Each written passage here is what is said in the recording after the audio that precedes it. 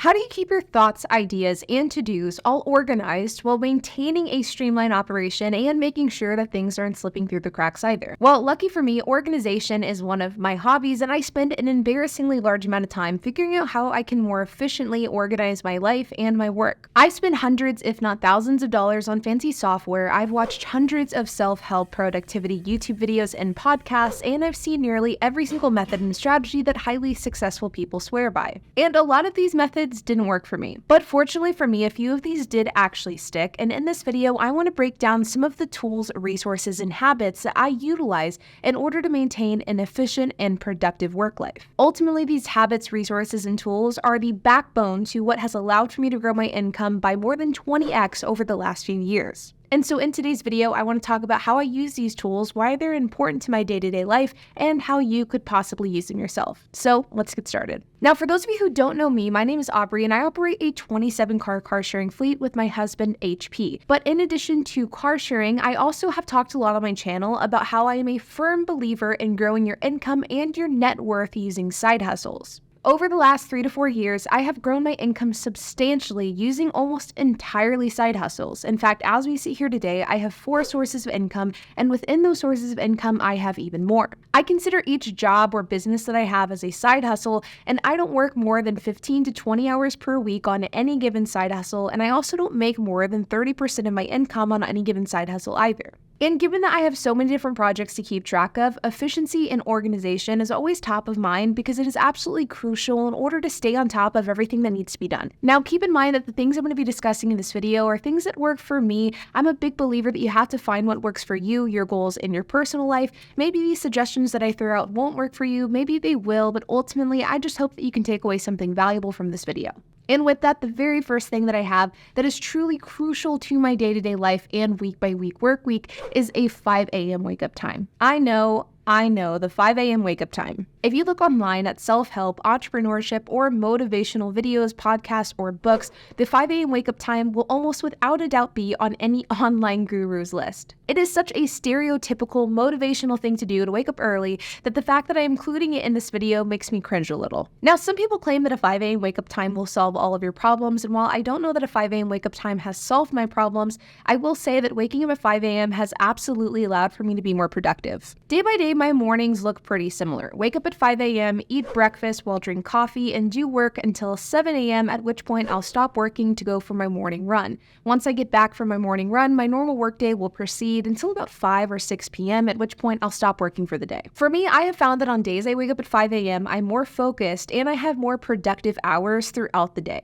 Now, one important caveat that I have to the 5 a.m. wake-up time is that it must be accompanied by enough sleep. I know that in the entrepreneurship or motivational space, there's a lot of people saying that if you really want to be successful, you have to sacrifice your sleep and that you can train your body to only need 3 to 4 hours per night. This is something that I used to truly believe in my teenage years and early 20s, and as I've gotten older, I just call complete BS on this line of thinking. Sleep is a deeply personal thing, and the amount of sleep that somebody will need will probably be different than the amount of sleep that a different person will need. And while I do believe that there probably are people that only need between 3 to 4 hours of sleep per night, I am definitely not one of them, and I absolutely need to get at least 7 hours. Sleep is important, and I absolutely hate the idea that if you sleep too much or if you get a full night's rest, and you are in turn sacrificing something. There have been so many studies linking lack of sleep to conditions like diabetes, stroke, high blood pressure, and even some evidence that suggests lack of sleep could in some ways be linked to Alzheimer's. And because of this, and because I know that if I don't get enough sleep, I'm going to feel like absolute crap, I will absolutely not sacrifice sleep for anything, even work. If I'm too tired in the morning to wake up and I just know the day's going to be horrible if I don't sleep in, I will sleep in. If I get tired during the day, I will oftentimes take a nap in the afternoon. And it is incredibly common for me to fall asleep on the couch around 9 p.m. So in summary, I wake up early to get those highly productive hours right in the morning, but other than that, I pretty much sleep whenever I get tired. And I have found that while this does take away some of my work week, it does allow for me to be as productive as possible whenever I am actually awake. The next on this list is writing to-do lists, or just in general, writing a lot of things down. I get told all the time that I have an incredible memory, and while I do think that I do have a pretty good memory, I think ultimately the reason why I remember everything is because I write down everything. I am a religious note taker and I am constantly writing down reminders, notes, ideas, basically anything that I don't want to forget. And I write these down in a notebook, in my calendar, in my phone, just really whatever method I have available to me at that moment. Every morning I write a to-do list for the day, and every week I write a weekly to-do list as well. And these are kind of the guides that I use to make sure that I have a productive week. I write this down with pen and paper in a college ruled spiral. In fact, I have a stack of college ruled spirals in my office that I've been writing in since I was 16. There is really no rhyme or reason of what I put into my to-do list. It could be a very small task that may take a couple of minutes, or it could be a much larger task that could take a couple of hours. Basically, there's nothing that's too small or too large to go into to-do list. It's just anything that I don't want to forget about doing and that needs to get done in a specific period of time. Whenever I complete an item off my to-do list, I cross it off with my pen and then I move on to the next item. It is very common for me to not finish the items on my daily to-do list, at which point I'll just simply carry them over to the next day. But sometimes I don't have my notebook on me, or a notebook just isn't the appropriate vehicle to use, at which point I'll use my phone calendar. For example, if there's a specific fee that I have to collect from a Turo guest, but I don't want to collect it today because I don't want it to lead to a bad review, I will oftentimes write a reminder in my phone calendar reminding me to collect that fee tomorrow. This is actually very, very common for me to do, and it's been a great way to manage Turo fees while also maintaining that I always get good reviews on my cars as well. Another thing that I very frequently do is send myself text messages of things that I don't want to forget tomorrow. For example, maybe I'm laying in bed or sitting on my couch and I don't want to go into the office to grab my notebook and my pen. I'll simply send myself a text and I'll read it the next morning.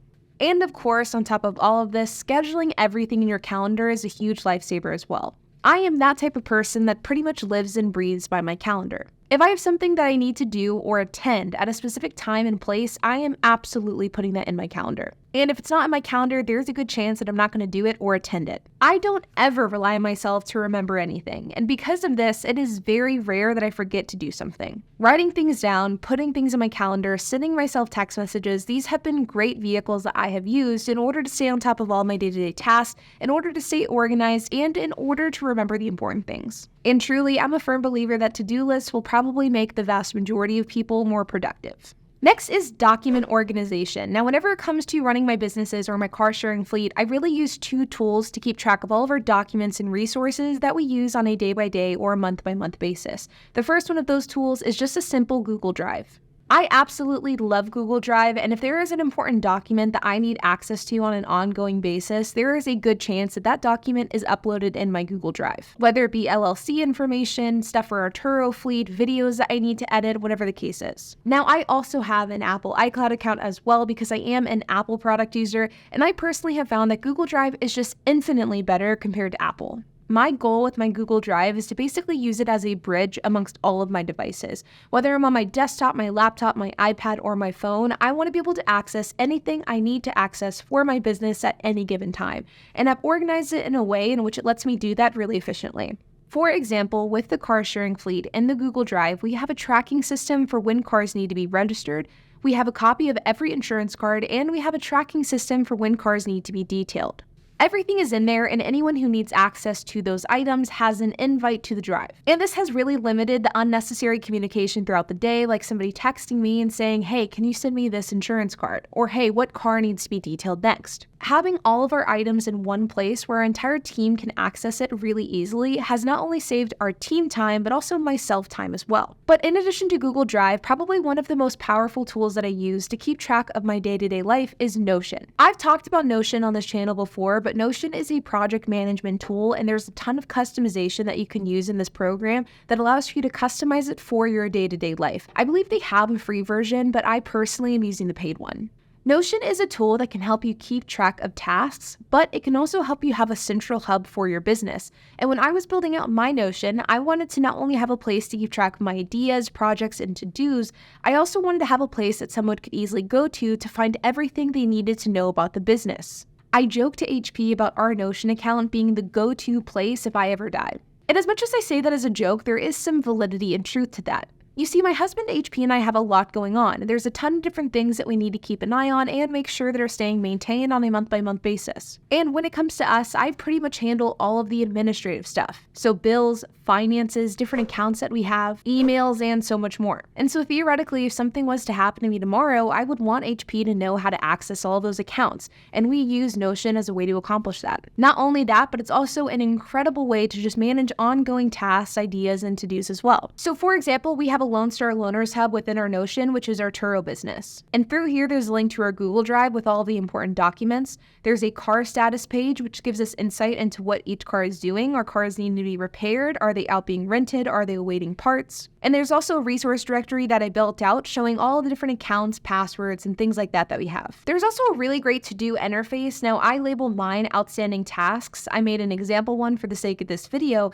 but what I use this type of page for is to basically keep track of the tasks that I know I want to accomplish in the future, but they're also probably not something that I'm going to work on today or not even necessarily this week. So if there is something that I know that needs to be done, but I'm also not going to be addressing it any time in the next 7 days, but I also don't want it to be forgotten, I'll typically put it in this hub here. And I've built out a to-do, doing, and done column. That way I can put something that needs to be done. I can then move it to doing as I'm working on it. And then whenever I complete it, I can move it to the done column, at which point it'll eventually get deleted. One of the coolest features of Notion has been managing our rental property. And as we grow our rental property portfolio, we're going to be using it even more. Now, this is of course just an example, not our actual property, but we'll have the title or the name of the property at the top. We'll have the address, square footage, what is the monthly mortgage. We'll have a Google Drive with photos, different resources that are accompanied with that property. We even have paint codes. So for example, what paint is used in the house and the different rooms. That way we can make sure to not forget that. We have payment details because I like to keep track of what the breakdown of our payment details are. So how much is going to the bank, what's the escrow, what's the interest rate, things like that. This link right here takes us to the loan schedule, different HOA resources because this rental property is in an HOA, and we have different providers that we need to keep track of as well. For example, insurance, water, and HOA.